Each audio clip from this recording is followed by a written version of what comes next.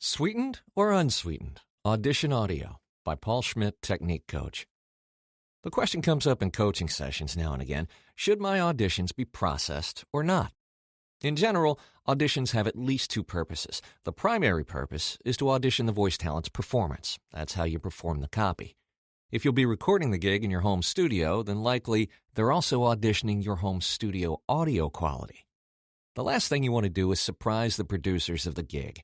If you submit a well-processed audition that sounds like it was recorded at $1 million studio, and you book the gig and find out you'll be recorded live remotely, and none of that processing will be in your feed, then your producers are going to get a rude surprise.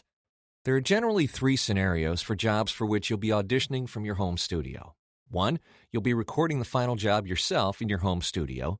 2, you'll be doing a live connected session using Source Connect, IPDTL, or another technology, and will be recorded remotely in another studio. Or 3, you'll be physically going into a studio to record. If you'll be self-recording, then as a rule, you will record your audition with the exact same processing setup as you will use when self-recording. If you use light processing, for example, light noise reduction, light compression, etc., when you provide final audio to clients, then use that in the audition. The idea is to audition with the same audio quality the producers will get when you do the gig. If the audition is for a job where you'll be recorded remotely by another studio, for example using Source Connect, then generally you'll want the audition to emulate your live session capability, meaning that if your processing is done in post and your live remote feed is raw and unprocessed directly off your mic, then you would not use any processing in your audition. If you use inline processing, meaning you feed real-time processed audio to Source Connect, then you will want to audition with that processing.